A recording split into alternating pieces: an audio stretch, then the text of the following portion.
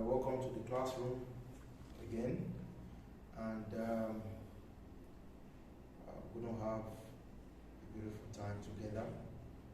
And I think the last time we're talking about the soul, the human soul, as the foundation for creativity and the miraculous.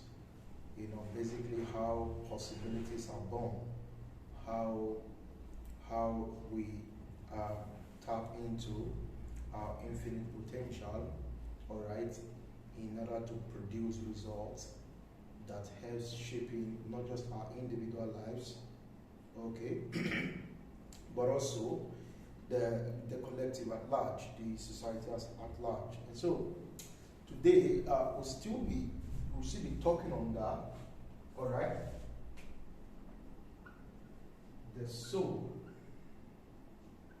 as the foundation, okay? As the foundation for creativity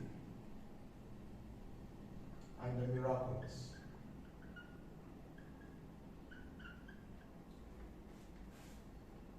Why did we say the miraculous? Because, you know, sometimes when we say we are normal human being, okay, it all depends on our frame, all right, our frame of reference, our frame as touching that. Remember the last time we, okay, not in this classroom, I think there is a video, you know, online, all right, where I spoke about the I am, the inner frame, and the miraculous. And so it's basically based on not just the statement, all right, but one's frame as touching the statement. So for example, when I say human being, for some people their idea of being human, all right, is full of all kinds of limitations, all right, is full of, you know, is basically weakness, all right, but then being human is divine, and being human, all right, really to be human is to live limitlessly, all right, because you see, because what is within is limitless potential. And so it is to the extent that you believe, all right, that we define your boundaries of possibilities, okay? And so that's why you need to constantly renew your mind, you know, constantly examine your concept. I know we are so stick to concept, and it's not bad, all right, because basically when you say you are not giving to concept, that is still concept. Concept is how reality enraged itself, okay? It is how reality is enraged. When you say concept, okay? When you say concept, it's the arrangement of reality, all right, in our mind, all right? And basically it is how we perceive reality.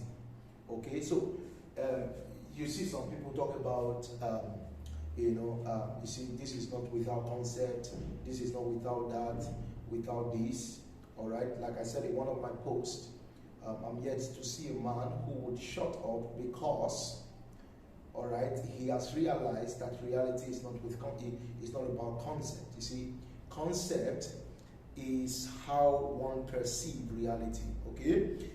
It is beyond just a statement of fact. It is one's perception of reality. And there is nobody who doesn't have a perception. Anybody who tells you, I do not have a perception, that itself is a perception. All right? So the perception is not the problem. All right? The problem is the extent that, you know, to which it's the limit of our perception. It is the boundaries, all right, that our perception have taken, okay? And so when one perception, all right, is in the infinite, Okay,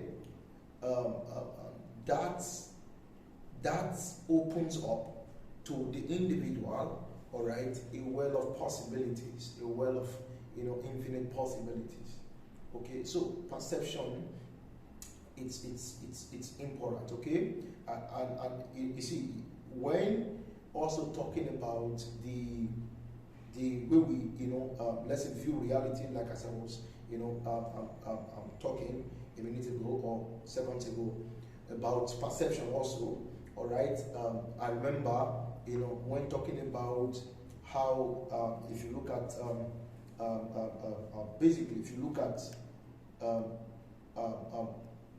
major mystical traditions, all right, and the mystics in those traditions, basically they can be grouped into two.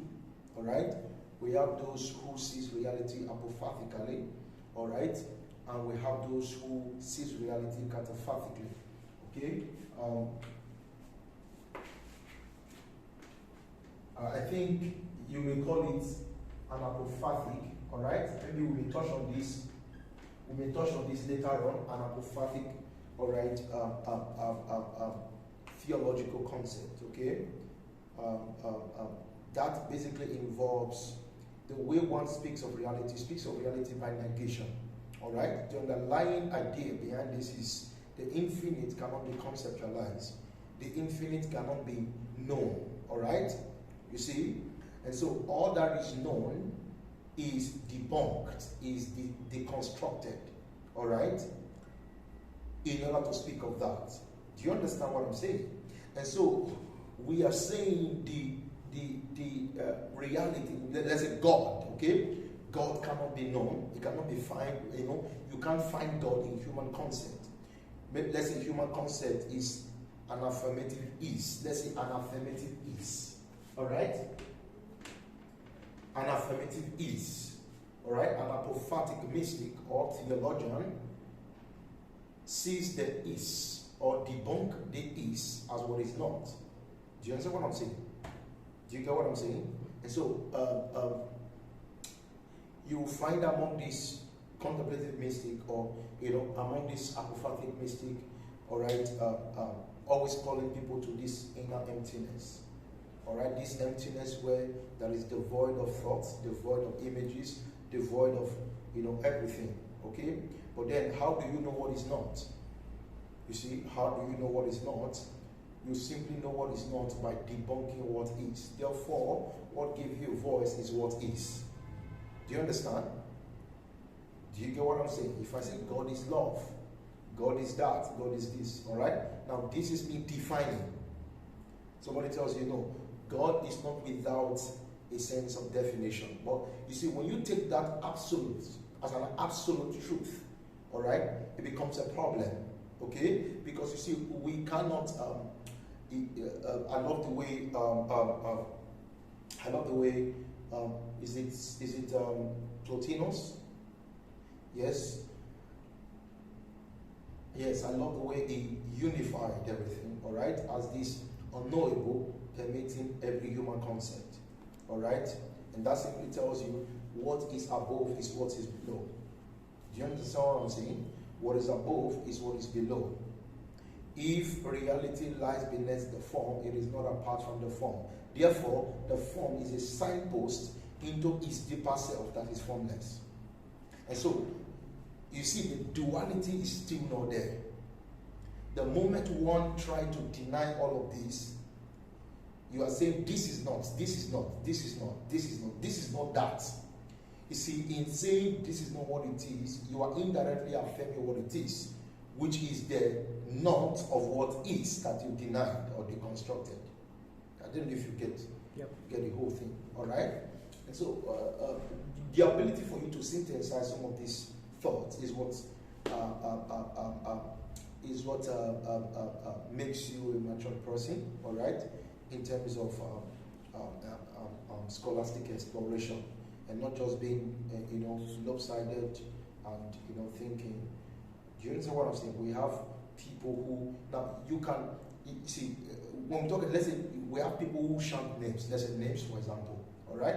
You see, one can descend within, one can be present within, all right, by cataphatic engagement, all right, by having to dwell on thought. Yes, you can dwell on thought, even though, even in respect to memories, pleasant memories can also be a gateway by which we revisit certain experiences.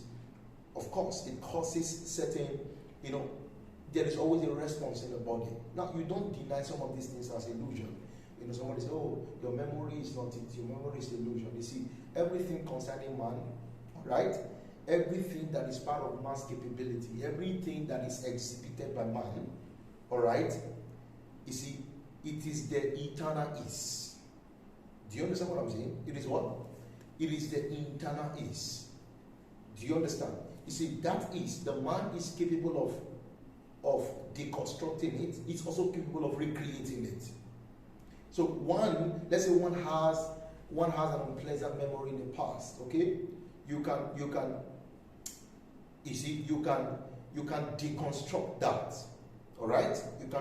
If you follow carefully and understand what we are sharing, of course, you're going to receive the wisdom by which you're going to overcome certain limiting thoughts. However, there are certain memories you've had, let's say, about anything, all right? You see, there are some times where you remember some things about, maybe your company with some people, and you just burst into laughter, right? Yes, you burst into laughter. Not that the event is taking place at that time, but you are in the memory of that thing. And so in the art of remembrance, one can always have a pleasant experience in the moment. And so you cannot deny some of these, human expressions, okay? And for my own message to, some people who speak by negation is this. Always try and bring balance to your thoughts, because it's unhealthy to coach yourself with an imbalanced thought. Okay? Now, being able to rhyme, to balance the apophatic, all right, speaking by negation, and the cataphatic way of thinking, which is thinking by affirmation. Okay? Always affirm God is good, God is this, God is that. Okay? When you say God is not all of these, okay, you must be able to marry the is and the not. The what? The is and the not. All right? The is and the not. And this word, I love this aspect in terms of Zen Buddhism. All right? Always having to reconcile the polarity. That which is the is, that which is the not,